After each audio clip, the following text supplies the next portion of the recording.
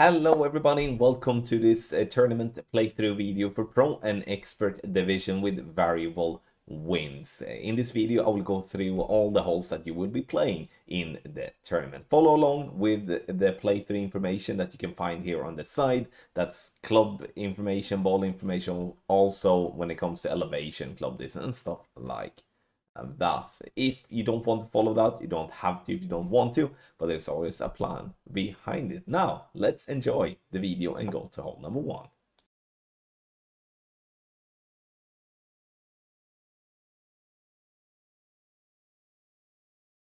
Hole number 8, which is hole number 1 of the Wiseacre Ranch, and here we are starting with QB and a P6 ball at max rest. Looking to have the white ring to the left by the rough line, and then we are swapping to a pock and our thorn bag. 3 left spin and 5.8 top spin. Adjust is going to be max plus 20 P0.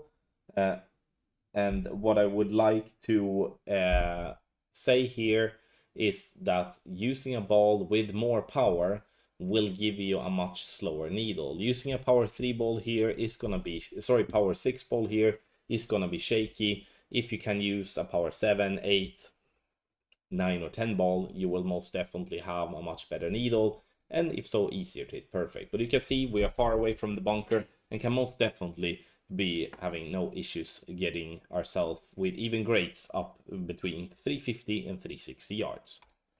Second shot, it's with our thorn. And we are going to do at bottom a white ring pin check. And once we have done that, we're going to move back and play with no spin. Ball guideline to be 1 cup through the hole here. And once we have found that spot, we are going to play from +3 and +4 check. We do 54% slider, +5% elevation, P3 numbers.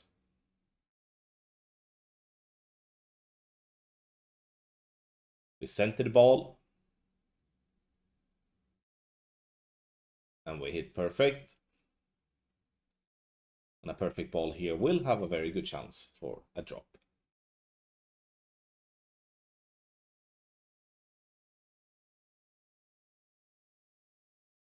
Hole number 2, we're gonna go for a rough bump. I'm gonna use left spin here to put myself as far away from the fairway on the left possible to give myself room for great balls to drop.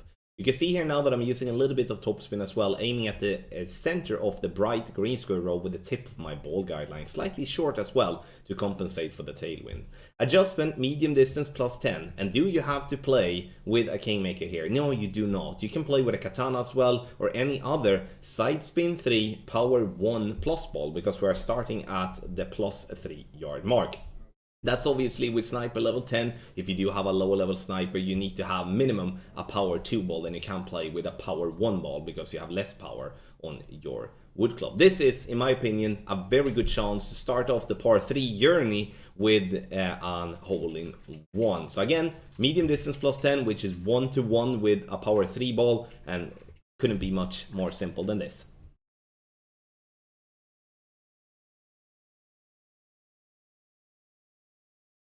Hole number 3, we're gonna play straight down the right hand side in any wind direction that is crosswind or headwind. If we do have a straight tailwind, I would recommend to blast it down the left hand side. However, that was not found in practice and therefore I cannot use that as a reference. But that's gonna be a way of going at it if we are getting a tailwind. So now, ball bouncing on the fairway, getting it down to roll. Here I would recommend to push it harder if you do have the balls to do that, and the reason for that is that the closer we are to the end of the rough, the better chance it's going to be, because then we're going to have to play with a long iron, but in this case we're going to have to play with a wood club.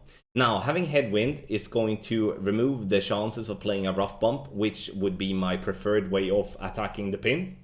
Attacking the pin by bouncing over the rough and the sand is going to only be happening in headwind if you are not long enough with your drive. It's not the recommended way of playing to get the most amount of albatrosses, but it's going to be the most secure way of locking in the eagles. So Either going for the rough bump to have a better albatross chance, or to just bounce on the fairway. If you're bouncing on the fairway, you're playing at 10% elevation and true club distance. If you go for the rough bump, you're playing minus 5% elevation instead. So the difference in elevation is very important to have in mind, because obviously when it is to play with a rough bump instead of bouncing on fairway, there's always going to be an elevation difference, to be absolutely correct. So tough but makeable chance on hole 3. I would consider hole number 3 to be the most makeable albatross there is, and that just tells you, that will tell you how hard the upcoming par 5s will be of the Wiseacre.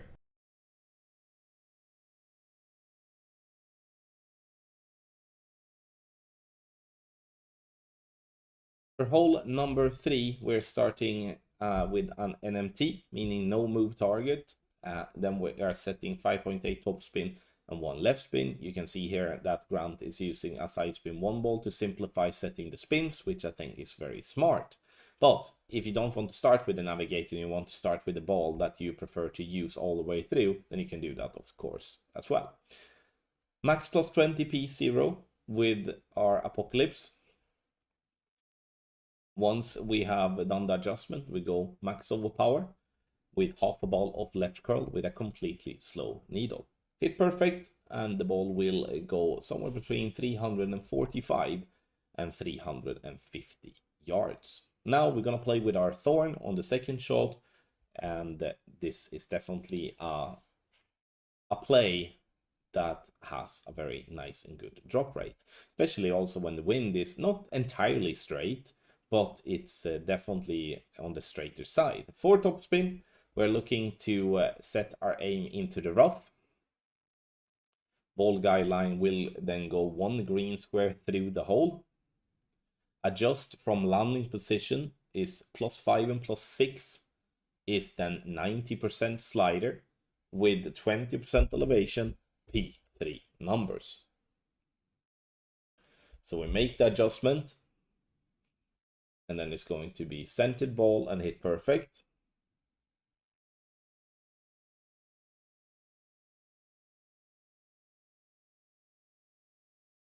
There we go. Clips the rough and rolls down the green and dropping dead center for the eagle.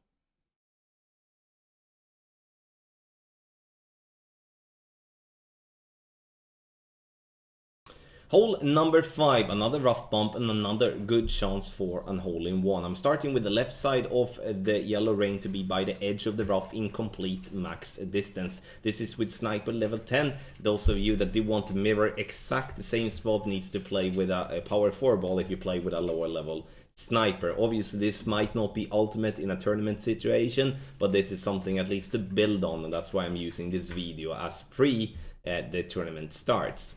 Now, using a little bit of right spin, a little bit of top spin to get the ball guideline slightly short of hole. We do have a tailwind, so we need to think about that because we will be having an extended ball guideline. Maximum distance plus 20, so 7.1 rings for 5.8 miles per hour, which is, yeah, the correct adjustment that I'm using in the video. And as always, when it comes to par 3s, I'm not gonna rule out the possibility that the adjustment will be different if we do have a different wind angle. Right the pin. Beautiful hole-in-one on a good chance on hole 5.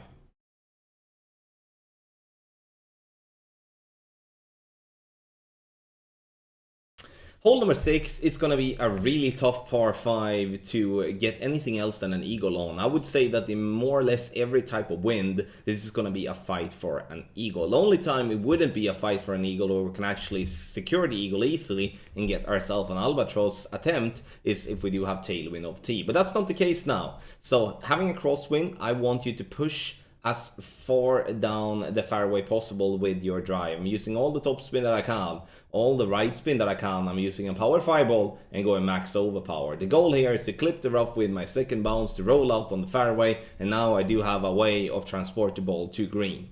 If having a headwind, you're gonna have to use a driver with a lot of curl, playing it down the right side of the fairway, because we cannot reach over the water and the rough that is just straight forward. So this is, depending on what wind you have of tee, could be a very difficult par 5 to play. So now second shot, you can see here now that even if we do have a power fireball, and even if we went max overpower and pushed it on the drive, we're still not being able to reach over the rough patch and bounce the ball up towards the green. So now you do have two suggestions here, or a choice between two things, which is one, to go for a rough bump and just use all the topspin that you have to roll the ball to green, or that you use what I do here and just more a controlled way by bouncing on the fairway with less topspin, with in case a little bit of backspin, and just securing the eagle. Playing the shot that I'm doing here in the video is not going to result into an albatross if you're not super duper lucky, and that's the same with a rough bump, because the rough bump is very glitchy. And that's going to be very dependent on hitting the same and correct spot every time if you're going to drop that one for anything else than an eagle.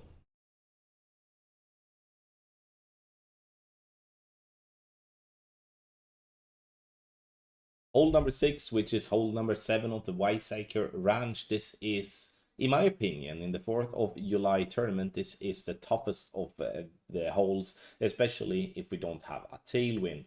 So here we do have some headwind, playing a QB 9+, so quarterback level 9+, a P6 NMT. Once we have done that, we are swapping immediately the Apocalypse and our sniper bag. 5.8 top spin and 3 right spin. Adjust is going to be max plus a 20p. 0. Once the adjustment is made, we are going to do 2 balls of right curl with just before circle drop. The intention here with this drive is to get the ball down somewhere between 348 and 356 yards.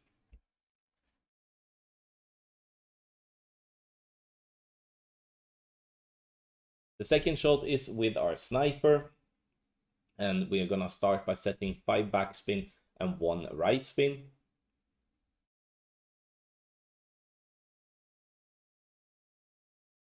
Once that is sorted, we are going to set the tip of the ball guideline approximately 2 green squares short of the hole, pointing to the right edge of the cup. That's obviously a difficult thing to do because the offset is quite subjective, and it also comes down to having having the camera angle putting you in the correct spot. But do your best, because no matter what, this is a difficult hole that we're playing, and the offset is key. Adjust is going to be 1 to 1, meaning that we are playing the same adjust as the wind is telling us. So 6.6 miles per hour is in 6.6 rings. And that is our base from +5 and 6 a landing position for sniper 10, +7 and +8 a landing position for sniper 9. Good chance, but definitely a difficult par 4.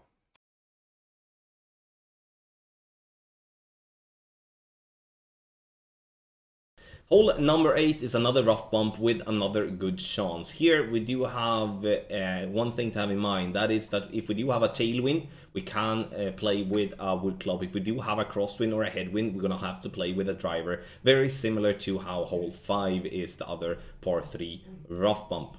Now, using a little bit of right spin, a little bit of backspin to get the ball guideline through the hole. In the video, we make the adjustment and we play minimum distance, no elevation, P2 numbers. What we notice here now is that I'm actually pulling into min line here. You can see that where the red line starts to glow up. And the thing that I forget to do there is to do a little bit of overpower to compensate, because I will become over adjusted when I do pull into the min line. So if I wouldn't pull into the min line, the adjustment would be good, and that's something to have in mind based on this video. Obviously the adjustment and the spins can be slightly different depending on what wind angle we do have in the tournament. No matter what though, very good chance.